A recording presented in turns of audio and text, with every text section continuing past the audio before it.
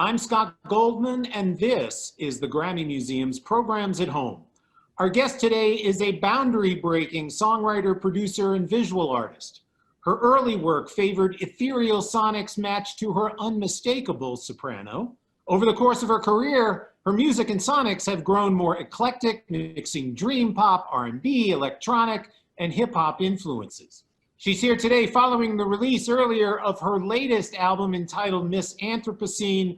Grimes, thanks very much for being with us today. Yeah, thank you so much for having me. And I seem to start every one of these interviews since the middle of March talking about quarantine. And I know you have a young son. How are you doing? I'm doing, I guess, like as good as anyone can be doing. I feel like everyone's kind of doing the worst, but also, I don't know. It's like pretty good. Having a baby is fun. I'm making a lot of music. I don't know. Well, I spoke to an artist not too long ago who told me that songwriters tend to be isolators. And I'm wondering if that resonates for you. Yeah, for sure. I mean, the isolation isn't my beef with the world right now. The isolation is kind of good. Like, yeah, I don't know. I'm usually isolating in general. Like, yeah, it's good for art. Let's talk about the album. But to do that, I want to go back to the period after Art Angels. As you were thinking about making the next album, did you feel you kind of had a choice? You needed to make a decision about the path you were going to follow, pop music versus something more underground or avant-garde or however you want to describe it. Was that in your thinking? Yeah, so I really just wanted to see if I could do it, like challenge myself. And then with Miss Anthropocene, I was like, fuck it, I'm just gonna make, am I allowed to swear? Sorry. You're fine. Okay, I was like, I just wanted to make what I want. Pursue kind of a more aggressive sound and more experimental psychedelic stuff. Especially like, yeah, I don't know. Well, you've called the material on the new album ethereal nu metal, and I'm wondering if you, which is a fascinating term in and of itself, but I'm wondering if you had somewhat of a kind of a sonic template in mind or a direction that you wanted to take the sound. I think I just have always been like, I wish you could get sort of like Nine Inch Nails, but more ethereal, especially the songs like My Name is Dark. Like, I was like, I just want something like really heavy, like in a metal way, but that's like really kind of got like Enya undertones. Like, I've just been like sitting, like waiting for that from someone else. So it just seemed like something that needed to be done. I guess like I was just sort of like looking for sonic holes in the musical landscape that I felt like I wanted to be filled. There's a ton of sonic information on this album. There's layers of instrumentation and vocals, and it feels, to a listener, it feels very much like you're painting with sound. Are you restless when it comes to experimenting in the studio? I wouldn't say restless. I would say I definitely like the first song I made on the album was 4 a.m. and I definitely like sit down and I'm like, I need to make something that doesn't sound like anything else. And I just kind of like, I can't like start the album until I get a song that just doesn't sound like another song. And so I'm just sort of like, that's like what I'm looking for. I'm just sort of like just like kind of like throwing shit at a wall, trying to like get something that just sounds totally unique. Well, when you're talking about finding something that doesn't sound like something else, are you referring to your own catalog or just anything you happen to hear currently? My goal is to make music that is new. Yeah. So that's kind of I would say the thing that excites me, the thing that like kind of gets me going is like when I can make something that I'm like, it doesn't exist or whatever. Like that's sort of my generally that's like the game I'm playing with myself. Yeah. And one of the things, especially with technology today in the studio, there are literally endless amounts of ways to tweak songs and change and I ask this in all seriousness, how do you know when a track is finished? I mean, frankly, with all my albums, like my team eventually is just like, you have to, it's done. Like you're not allowed to go anymore. Because I feel like I would just go forever. Yeah, like I have a lot of issues. Like when I hear my old music, I'm like I just like want to fix it. So it's pretty hard. Although that said though, the realm of plugins and whatnot is super sick. And I think sort of an underappreciated art form, like the people actually making plugins and stuff. So I don't know, I'm like super fascinated with that whole world. And yeah. That sounds like a rabbit hole you would be happy to go down. Yes, creating that kind of. It's not my scene to make that. First of all, I feel like I'm not on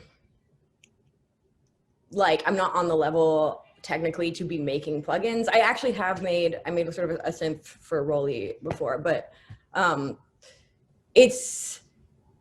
not like my brain style, which is in like why I respect it so much, because I find it pretty hard to make things like that.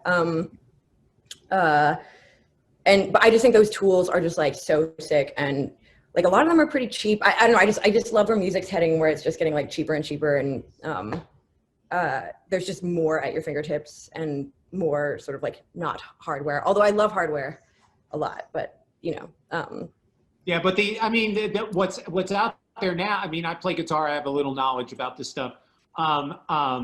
It really is remarkable the things you can do literally on your own and for not a lot of money.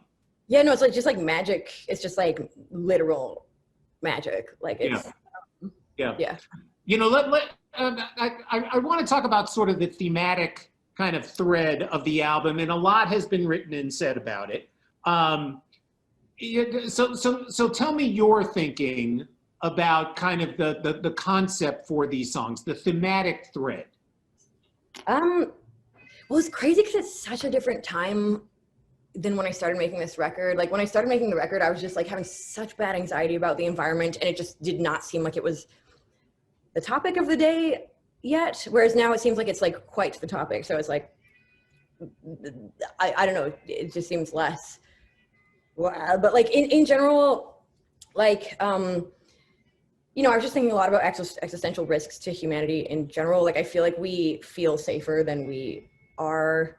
It's like we're in a weird time where we kind of have the capacity to destroy our own species technologically, and I feel like we're in sort of like a technological like moment where it's just like, can we survive it or not? And I just kind of, I was like, why do people? I was really like turning off the news. I was like, I like 2018-ish, like 2017, I was like, I just can't fucking take the news anymore. And I was like, oh, this is bad. I was like, if I'm turning off the news, it's just like not a good situation. Like, how could I make this more digestible, I guess, and I was like, well, I like the Joker. Like I can handle like a villain in a comic book or something. And I was like, maybe it's just a bit more digestible and a bit less like painful to anthropomorphize things like climate change that are, sort of existentially distressing. And also maybe it's a bit easier to pay attention to them. I was like, like how could I get someone to like, why is everyone going to see a Marvel movie but like don't want to engage with climate change or other things? And then I kind of started getting into this idea of the new gods, and I was like, man, it would be so sick like if there's like the goddess of plastic and the goddess of like like opium or opiates. Like it's just like aesthetically that kind of concept just started really kind of consuming my brain. Well, and all of this, given where we are with the pandemic, I mean, it's eerily kind of prescient in a way. Yeah, it's really weird. See, I wouldn't make this album now because now it just feels mean. Like it's like because shit just got so fucked up in the meantime. Well, that's really interesting in and of itself. That, Yeah, you know, I'm just like now it just me like this album. It even kind of hurts my sensibilities at this point. I'm like, it just like feels so aggressive, and I'm like, everything is just so fucked up right now. I don't want to be like, hey guys, here's the comic book version of everything that's like brutalizing us. But yeah, I don't know. It's like I wouldn't make it now. I feel like, especially like post COVID and everything, it's like, I mean, the thing I always say about social media is it's like kind of creating the collective unconscious or the collective consciousness or whatever. Like, it's like humanity like is actually getting linked psychologically, like in a tangible way. And so like everyone is sort of confronting everyone's suffering all at the same time. Like, it's like literally, it's just like you just like, you cannot escape from like the suffering, the sort of like mass suffering of humanity as a species, which I think is a good thing, because I think ultimately the only way to get through this is to like actually start having like better solutions to things. But it's just, there's a short-term mental health crisis for sure, because it just really is super painful. Like, so it just like now misanthropocene just see like, I don't want to like add to the pain. So I'm like this, I'm like, oh God, this album is so like kind of like conceptually violent that like it just feels mean, but like, you know. but you do cover. I mean, yes, there's the global climate crisis, and you kind of go there, obviously, but you do cover a lot of kind of intimate space as well, and there's a vulnerability in that. Yeah, no. Do you feel that? Yeah, for sure. I mean, I think all this stuff, I feel like people have a lot of personal grief about things like whatever, like climate change or a pandemic or racism or whatever. Like, it's like there is just an actual cost, like personally. And I was, you know, like a lot of the things obviously affect me personally. Like, I grew up in Vancouver, and there's a lot of just heroin use and stuff in Vancouver. And like, you know, I have lost like a lot of friends to heroin related death or whatever. So it's like, you know, like that's like pretty front of mind for me. You know, So are you? So even though we're talking about this current record, are you already on to the next thing? Are you already? yes, I don't want to talk about it too much because I don't want to, that'll like be a whole thing, but I think we're almost done. All right. Well, I still have a few more questions about this album, and then, you know, we'll set another time to talk about the next one. So previously, and on this record, you've done, you know, 99% or more of your own production. And on this album, though, you do have some collaborators, some folks who helped with mixing or how, you know, what it might be. I'm wondering if even those collaborations have in some way changed your approach or your thinking about making music. I mean, I'm definitely done with the sitting alone in a tower making an album by myself thing. I think Misanthropocene, I was like, as long as I'm on an independent label, like as long as I'm on 4AD, I was like, why would I spend money working with other people? Like, it's just really expensive. And you know, it's just like, what's the point, kind of thing, especially if you can make it yourself. And you know, you just I kind of had something to prove. Like, I just kind of wanted to like fully defeat any notion, you know, like people saying like, oh, she doesn't really do it. So, you know, but I feel like 5 records is a good amount of records to make on your own. At this point, like, I actually do really just want to work with more people, and because you can learn more. Like, it's like every time I get in the room with somebody, I get like significantly better at producing. Anyway, so Are you a good collaborator? I think so. I think I'm good with the right people. I feel like I don't do a lot of sessions. It doesn't always, but like if I like choose someone who I think is like really fucking great at what they do, then it's gonna be a good session. Yeah. What would you look for in a collaborator? What does a collaborator kind of have to have for you to want to work with them? Just if they've made some of my favorite songs. Like, I usually just, like, the record I'm working on now is like a collaborative record, and like I have like another collaboration coming out later this year that I made. Like, I'm like, okay, who's made my favorite songs? Usually like left of center. Like, I'm trying to find people who are like not but yeah, like, and then I just hit them up. I'm like, you know, if you make great music, we'll probably make great music together. Like, Yeah. I don't know, I do a lot of cold emailing, not a lot, but like, if I think someone's sick, How, I'll do, just, how does that work out? it's pretty good. Yeah. Um, I don't know. So, I Uh, mean, no, yeah, people usually respond. People respond. yeah. Yeah. You use, and particularly on this album, fantasy and villains and pop culture references. Tell me about the work, because I was interested to learn that you're a fan of Jack Kirby's. Um, tell me about his work, and I know it's influenced your visual art, but I'm wondering if in any way it influences the music. Um, I mean, he's just one of my favorite illustrators. I mean, he's obviously, I feel like Jack Kirby doesn't get enough kind of appreciation because I guess he sort of died, and then like Stanley was sort of like, but Stanley also, like, I'm not trying to discredit Stanley, but just like Jack Kirby just died or before like the comic book stuff got more mainstream. So I feel like Right. he's less in people's minds. I just like when I look at his art, I'm just like, what the, like, it's just so satisfying to me, especially with the way it's kind of like in my art, I do a lot of sort of like hard sort of like science fiction looking stuff with like strong light and like a lot of like reflection, I guess. Not to like, but I would say that's pretty inspired by Jack Kirby. Like he's definitely, I guess, a big inspiration for me. Like and heavy line, like he does. I mean, it's a comic, so it's like going to be super line work oriented. But that's sort of like how I draw too, as opposed to like painting or something.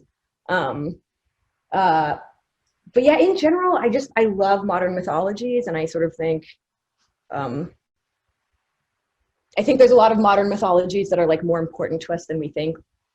You know, like all the Marvel stuff, and I think is sort of like modern Homer, or like, Mhm. you know, it's sort of controversial to say this, but like Harry Potter, or like Game of Thrones, or whatever. Like it's, you know, obviously these things like Chadwick Boseman dying, like people like couldn't fucking take it. It was like a, you know, a hero dying. So I feel like that's like it's our Homer, or our whatever, you know. I'm interested in the track Idoru.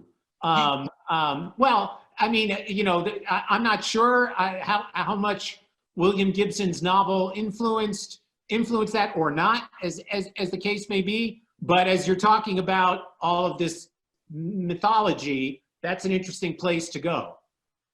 Well, what's crazy? Okay, this sounds bad. I haven't actually read that novel. I love William Gibson, and I was like reading a lot of William Gibson while I was making this album.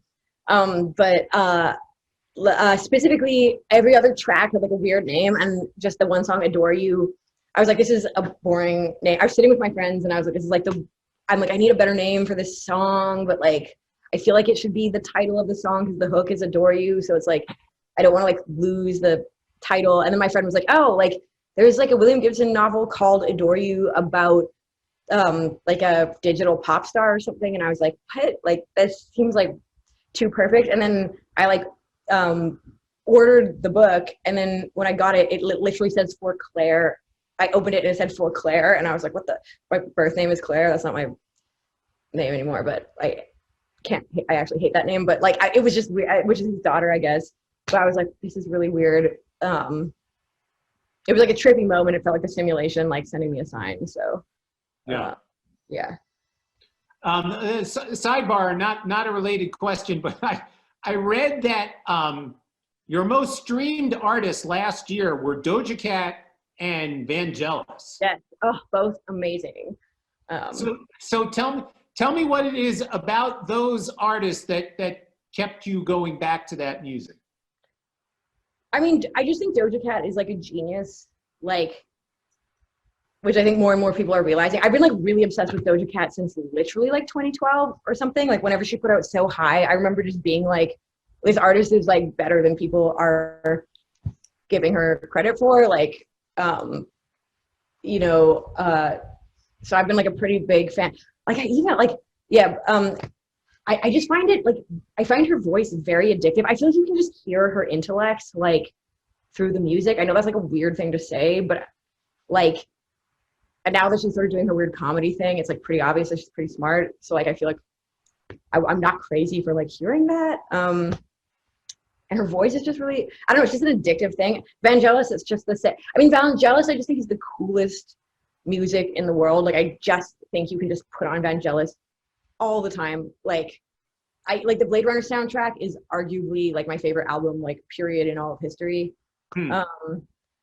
And the thing I love about Vangelis, it's like in this weird moment in time where it both sounds really old and really new, and very little stuff sounds like it because it's like early synth music and stuff.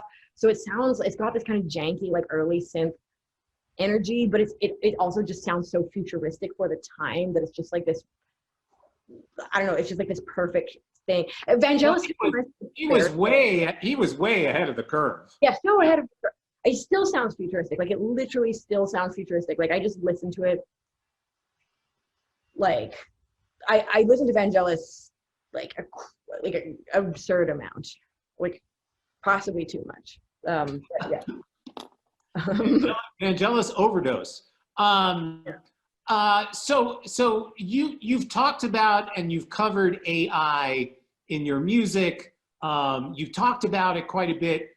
Yet the interesting thing is the algorithms that drive streaming recommendations generally don't know what to do with your music.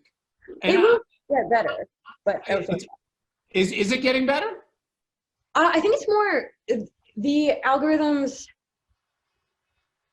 Like, people think we're not dealing with AI, and people like aren't worried about AI, and then they're like, and then it's kind of like all these artists not getting streamed, and only these artists are getting streamed, and I'm like, or you look at social media and like people getting so upset at each other and everything, and I'm like, this is like baby AI going wrong. Like, we're dealing with AI like literally all the time, and it's actually super impacting our culture and the way we listen to music and the way we communicate with each other, and the election, like, it's super impacting everything, and everyone's just kind of like, it's not people always get really mad at me when I talk about it, but I'm like, just to be clear, like, we should probably be paying attention to the state of AI and the state of the algorithms, because it's a sketchy situation, in my opinion. Yeah, agreed. So in the time we have left, can you hint at all about this new album? Sonic direction? What can you say about it? I would say it's definitely by far my favorite thing I've ever made. I don't want to say too much because I feel like I want to like think carefully about the first thing I say about it, and I don't want to just like say something offhand that ends up being like, with Misanthropocene, I just said a bunch of bullshit before I was done. And then like I changed some things, but everyone was like super attached to the bullshit I said at the beginning. So then like so I want to be like careful. But yeah, I feel like I shouldn't say too much about it because I'm going to my own grave. Fair enough. So last question. Yeah, I think you've referenced a couple of times that Grimes as a musical project was very youthful. Was you in a perhaps more youthful stage? So how have you evolved as an artist? Very immature, which is a widely accepted reality. I don't know. I feel like it's growing up. I feel like it's getting a lot more like it feels very. I feel like when I listen to Visions, it feels like I can feel my lostness. And I feel like with each subsequent album, it seems a lot less lost and a lot more powerful or something. So I don't know. It's sort of intangible, but and lyrics, like when I was young, like this is definitely some like weird neurological problem I had, but I didn't realize music had lyrics. Like I thought all music had fake lyrics. Like I would literally listen to music and it was like blah blah blah blah. Like I thought like it was just fake words for some reason. So my first 3 albums are like mostly don't have words because I just like didn't think people were saying a lot of words because I literally don't know how that happened to me. But I think sort of like discovering poetry in my more recent work is like has been really good for my brain. Although I do kind of want to make more music without lyrics again in the future. But yeah, I feel like the adding the kind of intellectual or like the sort of more cerebral part, because before music, when I would make music, it was just emotions. Like I was just like emotions, like, and I feel like there's this sort of more cerebral element kind of like growing with each time I like go for it, which I personally think is making it better. I know some people have qualms with it, and I will make more glossolalia kind of like nonverbal music or fake alien languages in the future, because I actually think I like that kind of thing. But yeah. Well, we certainly look forward to whatever comes next. For now, the current album is called Miss Anthropocene. Grimes, thank you so much for being with us today. Yeah, thank you so much for having me and taking the time, and I hope you have a great afternoon. You too.